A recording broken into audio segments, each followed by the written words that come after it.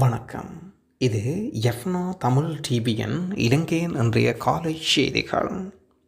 தமிழ் பொது வேட்பாளர் தமிழினத்தின் குறியீடு ஸ்ரீதரன். தமிழ் பொது வேட்பாளர் என்பது தமிழினத்தின் ஒரு குறியீடாகும் என்றும் இந்த குறியீடு எதிர்காலத்தில் தமிழ் மக்களுக்கு மிகப்பெரிய பாதை திறப்பதாக அமையும் என்றும் இது ஒரு தொடக்கமே தவிர ஒரு முடிவல்ல என்று இலங்கை தமிழ்சை கட்சியின் யாழ்ப்பாணம் கிளிநொச்சி தேர்தல் மாவட்ட நாடாளுமன்ற உறுப்பினர் சிவஞானம் ஸ்ரீதரன் அறிவித்திருக்கின்றார். எதிர்வரும் ஜனாதிபதி தேர்தலில் தமிழ் பொது வேட்பாளர் அரியரேந்திரன் 8 அல்லது 10 லட்சம் வாக்குகளை பெற்றுவிட்டார். அது வெற்றியாக கருதப்பட முடியாது. குறிப்பாக ரணிலின் வெற்றியாக அது கருதப்பட மாட்டாது. அது தமிழ் மக்கள் தமிழ் பொது வேட்பாளருக்கு வழங்கிய ஒரு ஆணையாகும். குறிப்பாக நாங்கள் எதிர்பார்ப்பது வடகிழக்கில் இருக்கும் 8 மாவட்டங்களில் அளிக்கப்படுகின்ற வாக்குகளில் 51% வாக்குகள் எங்களுடைய தமிழ் பொது வேட்பாளர் அரியரேந்திரன் அதாவது சங்கு சின்னம் பெற்றுக்கொண்டால் அது மாபெரும் வெற்றியாகும். சர்வதேசத்துக்கு ஒரு நல்ல செய்தியை சொல்வதற்குரிய நாளாகவும் அது அமையும். ஏனெனில் இதனூடாக 51% தமிழ் மக்கள் மிகப்பெரிய ஆணையை வழங்கியிருக்கின்றார் என்ற செய்தி சர்வதேசத்துக்கும் உலகத்துக்கும் சொல்ல கடமைப்பட்டிருக்கின்றோம். இந்த முறை ஜனாதிபதி தேர்தலில் தமிழ் பொது வேட்பாளர் முதலாக களமிறக்கப்பட்டுள்ளார். எனவே இந்த தேர்தலில் தமிழ் பொது வேட்பாளர் தற்செயலாக குறைந்தளவு வாக்குகளை பெற்றார் அது தோல்வி என்று அர்த்தப்படாது. அது தமிழர்களுக்கான தோல்வி. நாங்கள் வடகிழக்கில் பெருமளவு வாக்குகளை பெறுவதனால் ஜனாதிபதியாக வரப்போவதும் இல்லை. பெருமளவு வாக்குகளை பெறாமல் தோற்பதால் ஜனாதிபதி பதவியை இழந்தோம் என்ற வரலாறும் இல்லை. இதனூடாக ஒரு செய்தி தென்னிலங்கைக்கும் சர்வதேசத்துக்கும் சொல்ல வேண்டிய கடமைப்பாட்டில் தமிழ் மக்கள் இருக்கின்றோம். எமது ஆயுத போராட்டம் மௌனிவிக்கப்பட்டு 15 ஆண்டுகள் கடந்துவிட்டன. இன்றும் எமதுக்கு சர்வதேச ரீதியாகவும் இலங்கை அரசாங்க ரீதியாகவும் எங்களுக்கான ஒரு சரியான தீர்வுகள் கிடைக்கப்படவில்லை. நாங்கள் இந்த மண்ணில் இழந்து போன உரிமையை மீட்டெடுக்கவும் நாங்கள் மீண்டும் எங்கள் மண்ணில் ஆட்சி உரிமையுடன் வாழ்வதற்குமான ஒரு களத்தை திறந்திருப்பதே இந்த செய்தி. இது ஆரம்பம் மட்டுமே. அடுத்த ஜனாதிபதி தேர்தலில் நாங்கள் இவ்வாறு தமிழ் பொது வேட்பாளரை தொடர்ந்தும் களமிறக்குவோம் என்று அரியரேந்திரன் அல்ல வேறு எவராக இருக்கலாம் என்றும் ஸ்ரீதரன் குறிப்பிடுகின்றார். கின்னஸ் உலக சாதனையில் இடம் பிடித்திருக்கும் சாவகச்சேரி இந்து கல்லூரி மாணவி. யாழ்ப்பாணம் சாவகச்சேரி இந்து கல்லூரி காப்போத சாதாரணதரம் பயிலும் மாணவியான மாதங்கி கனகசுந்தரம் கின்னஸ் உலக சாதனை புத்தகத்தில் இடம் பிடித்துள்ளார். வேகமாக அதிக எண்ணிக்கையான பாதைகணிகளை அடுக்குதல் என்ற தலைப்பின் கீழ் போட்டியில் இவர் இந்த சாதனையை படைத்துள்ளார். இணையதளம் ஊடாக விண்ணப்பித்து 10 பாதனைகளை ஒன்றின் மேல் ஒன்றாக 59 செகண்ட்களில் அடுக்கி முடித்தே குறித்த சாதனையை படைத்திருக்கின்றார். கடந்த மே மாதம் 20ஆம் தேதி கொடிகாமத்தின் வீட்டில் 2 சாட்சிகள் முன்னிலையில் கின்னஸ் உலக சாதனை சட்டங்களுக்கு அமைவாக குறித்த சாதனை நிகழ்வு காணொலியாக பதிவு செய்யப்பட்டு இணையத்தினூடாக அனுப்பி வைக்கப்பட்டிருந்தது. 3 மாதங்களின் பின்னர் உலக கின்னஸ் மதிப்பீட்டு குழுவினால் உண்மைத்தன்மை ஆராயப்பட்டு ஆகஸ்ட் 28ஆம் தேதி கின்னஸ் சாதனையாக அங்கீகரிக்கப்பட்டு அதற்கான சான்றிதழ் குறித்து மாணவிக்கு அனுப்பி வைக்கப்பட்டிருக்கின்றது. இதனைத் தொடர்ந்து கின்னஸ் சாதனை படைத்த இந்த மாணவியை அண்மையில் யாழ்ப்பாணம் பிரகதந்த ஜனாதிபதி ரணில் விக்ரமசிங்க சான்றிதழை பார்வையிட்டு பாராட்டியும் இருக்கின்றார். இதேவேளை கின்னஸ் சாதனை விண்ணப்பம் முதல் அனைத்து விடயங்களையும் குறித்து மாணவி தனது சுயமுயற்சியில் மேற்கொண்டுள்ளார் என்பதும் குறிப்பிடத்தக்கது. யாழ்ப்பாணத்தில் ஏற்பட்ட விபத்தில் ஏர்மன் வாழ் ஈழத்தமிழர் உயிரிழப்பு. யாழ்ப்பாணத்தில் இடம்பெற்ற வீதி விபத்தில் புலம்பெயர் ஈழத்தமிழ் குடும்பம் ஒன்று பாதிக்கப்பட்டுள்ளது. விபத்தில் சிகிச்சைக்கு வந்த குடும்பஸ்தர் ஒருவர் உயிரிழந்த நிலையில் மனைவி தொடர்ந்து சிகிச்சை பெற்று வருகின்றார். ஏர்மன் நாட்டிலிருந்து உடுப்பட்டிக்கு விடுமுறைக்காக சென்ற கணவன் மனைவியே விபத்தை முகம் கொடுத்தனர். சம்பவத்தில் யாழ்ப்பாணம் உடுப்பட்டி பகுதியைச் சேர்ந்த 74 வயதுடையவர் உயிரிழந்திருக்கின்றார். கடந்த 8ஆம் தேதி விபத்து ஏற்பட்ட நிலையில் படுகாயமடைந்து யாழ் போதனா வைத்தியசாலையில் சிகிச்சை பெற்று வந்த நிலையில் இன்றைய தினம் சிகிச்சை பலனின்றி உயிரிழந்திருக்கின்றார். அம்பாறையில் தமிழ் பொது வேட்பாளருக்கு பெரும் வரவேற்பு. ஜனாதிபதி தேர்தலில் தமிழ் பொது வேட்பாளர் பாக்கி செல்வம் அரியரேந்திரனுக்கு அம்பாறை மாவட்டத்தில் பெரும் வரவேற்பு அளிக்கப்பட்டிருந்தது. முன்னாள் மட்டக்களப்பு மாவட்ட நாடாளுமன்ற உறுப்பினர் ஸ்ரீநேசன், முன்னாள் கிழக்கு மாகாண சபை உறுப்பினர் நடராஜா உட்பட்டோர் வருகை தந்தனர். முதலில் அம்பாறை மாவட்ட எல்லையில் இருக்கும் பெரிய நீலாவணையில் அரியரேந்திரனுக்கு வரவேற்பு வழங்கப்பட்டன. தாயக செயலணியின் அம்பாறை மாவட்ட இணைப்பாளரும் இலங்கை தமிழ்சை கட்சியின் காரைதீவு பிரதேச தலைவருமான முன்னாள் தவிசாளர் கிருஷ்ணபிள்ளை ஈஸ்வரில் பொன்னாடை போர்த்தி வரவேற்றிருக்கின்றார். இந்தியா இலங்கை பயணிகள் கப்பல் சேவை வெளியானது புதிய அறிவிப்பு. இந்தியாவுக்கும் காங்கேசன் துறைக்கும் இடையிலான பயணிகள் கப்பல் சேவை வாரத்தில் 3 நாட்கள் இயங்கும் நிலையில் அதன் சேவை 4 நாட்கள் நீடிக்கப்படுகின்றது. நீடிக்க சிவகங்கை கப்பல் நிறுவனம் தீர்மானித்திருப்பதுடன் இந்த மாதம் 21ஆம் தேதி தொடக்கம் இந்த தீர்மானம் நடைமுறைப்படுத்தப்படும். 2ஆம் கட்டத்தில் இந்த கப்பல் சேவை ஆரம்பிக்கப்பட்ட பின்னர் வாரத்தில் செவ்வாய், வியாழன், ஞாயிற்றுக்கிழமை மாத்திரமே இயங்கி வந்தது. தற்பொழுது சனிக்கிழமையும் இந்த சேவை இடம்பெறும். கப்பல் சேவையை பயன்படுத்தும் பயணிகளின் எண்ணிக்கை அதிகரிப்பினால் இந்த தீர்மானம் எடுக்கப்பட்டிருப்பதாக அறிய முடிகின்றது. முச்சக்கர வண்டியிலிருந்து மீட்கப்பட்ட குழந்தையின் சிசு ஒன்று. நுவரேலியா அக்கரைப்பத்தனை போலீஸ் பிரிவுக்கு உட்பட்ட என்போல்ட் தோட்டப்பிரிவில் முச்சக்கர வண்டி ஒன்றிருந்து சிசு ஒன்றின் சடலம் மீட்கப்பட்டிருக்கிறது. இதனைத் தொடர்ந்து சம்பவ இடத்துக்கு நேரில் சென்று விசாரணை முன்னெடுத்த நுவரேலியா மாவட்ட நீதிமன்றம் தொடர்ந்தும் உயிரிழந்த சிசு கேபிள் மூலம் கழுத்து நெரித்து கொலை செய்யப்பட்டுள்ளதாக போலீசார் அறிவிக்கின்றனர். முச்சக்கர வண்டியில் துர்நாற்றம் வீசியதனால் முச்சக்கர வண்டி சாரதியின் தாய் முச்சக்கர வண்டியை சோதனையிட்ட போது முச்சக்கர வண்டியின் பின்பகுதியிலிருந்து கருப்பு பொலித்தின் உரையில் போடப்பட்ட சிவப்பு துணியொன்றில் சுற்றி மறைக்கப்பட்ட சிசுவின் சடலத்தை கண்டுபிடித்தனர்.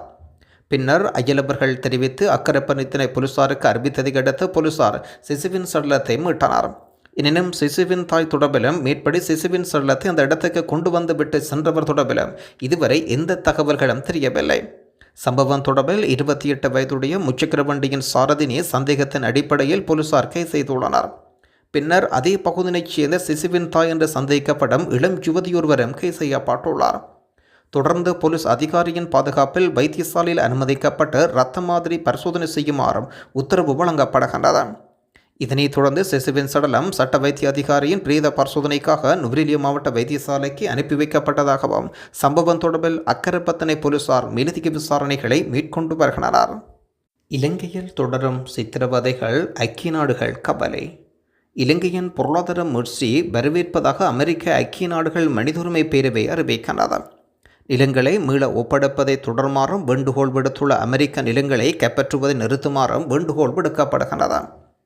இலங்கையில் சித்திரவதைகள் தொடர்ந்தும் குறித்து கவலை வெளியிட்டிருக்கும் அமெரிக்கா நீண்டகாலமாக காணப்படும் தண்டனிலிருந்து விலக்களிக்கப்படுதல் நல்லிணக்கத்துக்காக தடையாக காணப்படுகின்றது. பொறுப்பு கூறலில் தீர்வை காண்பதற்கு பக்கசார்பற்ற வெளிப்படையான அனைவரையும் உள்ளடக்கிய அணுகுமுறை அமெரிக்கா அழைப்பு விடுத்திருக்கின்றது.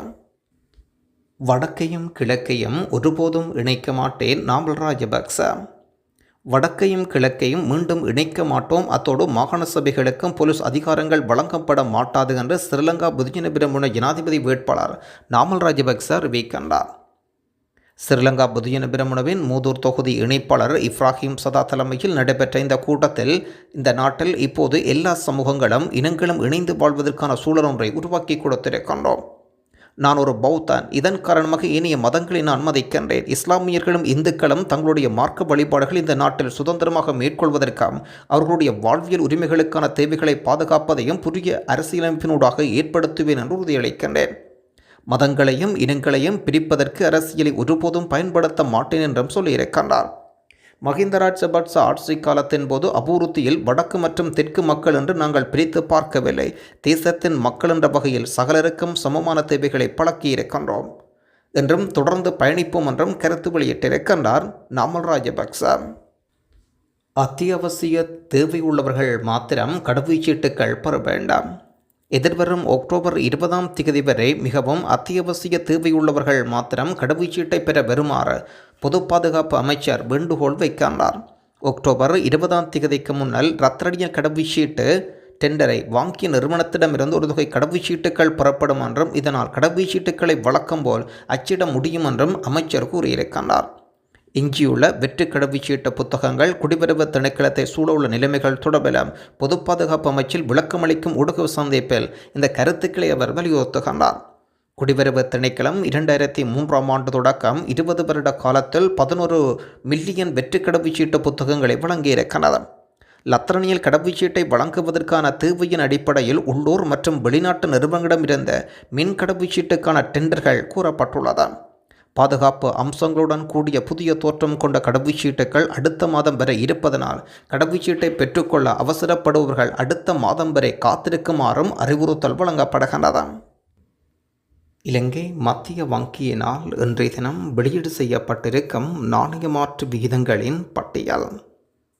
முதலில் ஆஸ்திரேலிய டாலர் ஒன்று 205 ரூபாவாகவும், கெனடியன் டாலர் 227 ரூபாவாகவும், சிங்கப்பூர் டாலர் 236 ரூபாவாகவும், ஐக்கிய அமெரிக்க டாலர் 306 ரூபாய் என்ற அடிப்படையில் தொடர்கின்றன. யூரோ ஒன்றின் பெறுமதி 339 ரூபாவாகவும், ஸ்டேலிங் பவுண்ட் 401 ரூபாவாகவும், சுவிஸ் பிராங்க் 363 ரூபாய் என்ற அடிப்படையில் தொடர்கின்றன.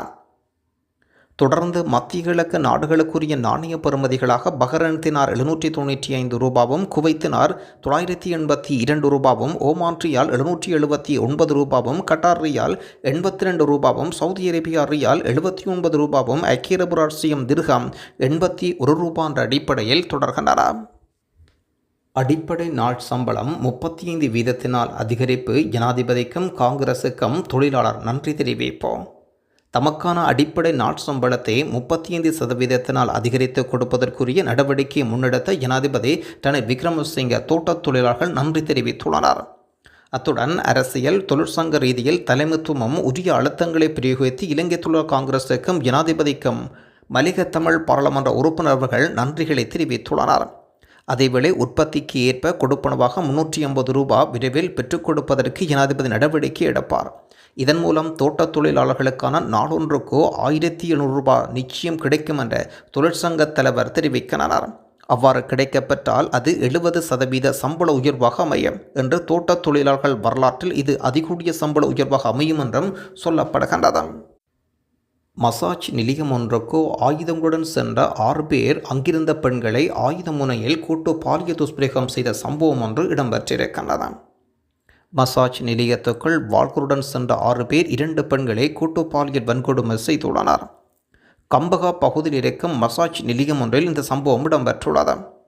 யக்கல போலீஸ் நிலையத்தில் இது தொடர்பான முறைப்பாடுகள் பதிவு செய்யப்பட்டிருக்கின்றன. குறித்த மசாஜ் நிலையத்தில் 5 பெண்கள் பணிபுரிந்ததாகவும் சந்தேக நபர்கள் அவர்கள் அறையில் அடைத்து வைத்துள்ளதாகவும் போலீசார் தெரிவிக்கின்றனர். இதனிடையே மசாஜ் நிலையத்திலிருந்து 2 பெண்களை கடத்தி சென்று கூட்டில் பலாத்காரம் செய்து பெண்களின் கைத்தொலைபேசி, பணம் உட்பட்ட பொருட்களை கொள்ளையடித்து சென்றதாகவும் முறைப்பாட்டில் சொல்லப்பட்டிருக்கின்றது. இந்த சம்பவம் தொடர்பான மேலதிக விசாரணைகளை யக்கல போலீசார் மேற்கொண்டு வருகின்றனர்.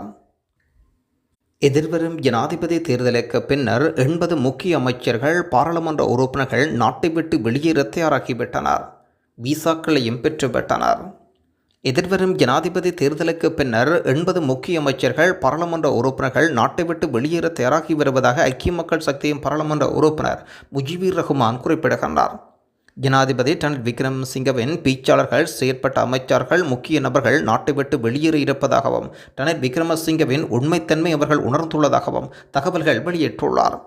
ஸ்ரீலங்கா பொதுஜன பெரமுன இழந்துவிட்டதாகவும் ஜனாதிபதியுடன் தொடர முடியாது என்பதை உணர்ந்து தற்போது குறுக்கு வழியில் நிற்கின்றார்கள். தமது செயற்பாடுகளுக்கு வருந்துவதாகவும் சொல்லப்படுகின்றது. இவர்களில் சுமார் 80 பேர் ஏற்கனவே விசாவை பெற்றுக்கொண்டுள்ளதாகவும் ரணில் விக்ரமசிங்கவின் பாதுகாவலர் இல்லை என்பது தங்களுக்கு தெளிவாக தெரிந்ததாகவும் சொல்லப்படுகிறது. தேசிய மக்கள் சக்தியின் வேட்பாளர் அனுரகுமார் திசாநாயக்காவின் வெற்றிக்காக செயற்படுத்துவதற்கு மாத்திரமே ஜனாதிபதி அவர்களை பயன்படுத்துகின்றார் என்பதை முழு குழு உணர்ந்துள்ளதாகவும் பாராளுமன்ற உறுப்பினர் ரஹ்மான் அறிவிக்கின்றார். மட்டக்களப்பிலிருந்து தலைவர்கள் உருவாக வேண்டும். நாமல் ராஜபக்ச எமது அரசாங்கத்தில் அதிவேக வீதிகள் மட்டக்களப்பு மாவட்டத்துக்கு கொண்டு வரப்படும். இதன் மூலம் கிழக்கு மாகாணம் சுற்றுலாத்துறை அபிவிருத்திக்கு முன்னேற்றம் அடையும் என்றும் மட்டக்களப்பிலிருந்து தலைவர்கள் உருவாக வேண்டும் என்றார் ஜனாதிபதி வேட்பாளர் நாமல் ராஜபக்ச அறிவிக்கின்றார். கிழக்கு மாகாணம் என்பது எனது தந்தை காலத்தில் அதிகமான அபிவிருத்திகள் கண்டதும் தெற்கில் மேற்கொள்ளப்படுகின்ற அபிவிருத்திகளை போன்றும் கிழக்கிலும் மேற்கொள்ளப்பட வேண்டும் என்றும் சொல்லியிருக்கின்றார். இங்குள்ள அரசியல்வாதிகள் இனமத ரீதியான பணிகளை முன்னெடுத்து வருகின்றனர். ஏற்பட்டுள்ள மாற்றத்தின் பற்றி பிழையான தகவல்கள் வழங்க முடியாது. இவர்களுக்கான நல்ல எதிர்காலத்தை என்னால் வழங்க முடியும். இலங்கையில் இருக்கும் கலாச்சாரங்களை இங்குள்ள இளைஞர்கள், யுவதிகள் பற்றி இவரும் சிந்திப்பதில்லை என்றும் கருத்து வெளியிட்டிருக்கின்றார் நாமல் ராஜபக்ச. முஸ்லிம் பாராளுமன்ற உறுப்பினர்களும் சாராய பார் லைசன்ஸ் எடுத்திருக்கின்றார்கள். பகிரங்கமாக சொன்ன ஹரீஸ் 580 சாராய பார் லைசன்ஸ் கொடுத்துள்ளார் ரணில் விக்ரமசிங்க. நமது முஸ்லிம் பாராளுமன்ற உறுப்பினர்களும் சாராய பார் லைசன்ஸ் எடுத்துள்ளார்கள். மருதமுனையில் சஜித் பிரேமதாசவை ஆதரித்து முஸ்லிம் காங்கிரஸ் நடத்திய தேர்தல் பிரச்சாரத்தில் முஸ்லிம் பாராளுமன்ற உறுப்பினர் ஹரீஸ் இந்த தகவல்களை பகிர்ந்திருக்கின்றார். முஸ்லிம் பாராளுமன்ற உறுப்பினர்களும் ரணிலிடம் சாராய பார் லைசன்ஸ் எடுத்து கொடுத்திருப்பதாகவும் 580 பார் லைசன்ஸ் அள்ளி கொடுத்திருப்பதாக ரணிலை குற்றம் சுமத்தி இருக்கின்றார் ஹரீஸ்.